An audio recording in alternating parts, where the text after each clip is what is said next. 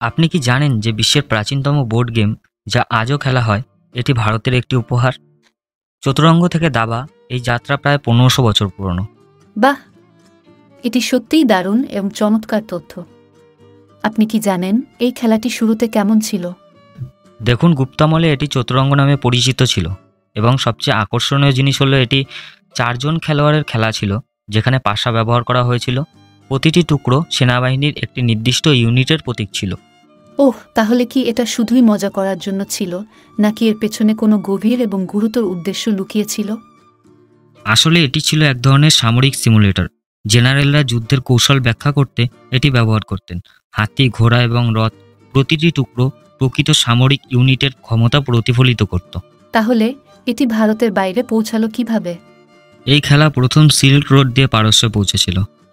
সেখানে এটিকে 2 জন খেলোয়াড়ের জন্য একটি খেলা বানানো হলো এবং নাম দেওয়া হয় শতরঞ্জ।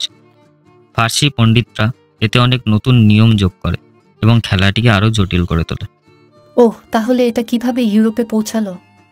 আরব ব্যবসায়ীরা এই খেলা ইউরোপে নিয়ে আসেন। রেনেসার সময় ইউরোপে এটি একটি নতুন রূপ নেয়। সেখানকার পণ্ডিতরা এটিকে বুদ্ধিভিত্তিক চ্যালেঞ্জ হিসেবে দেখেন এবং নতুন কৌশল তৈরি করেন। আর আজকে এই খেলার কি অবস্থা? আজ দাবা একটি বিশ্বব্যাপী খেলা। FIDE এর পরিসংখ্যান অনুসারে সারা বিশ্বে প্রায় 60 কোটি মানুষ নিয়মিত দাবা খেলে এবং এখন এমনকি AI এই গেমটিতে তার নিজের চিহ্ন তৈরি করেছে।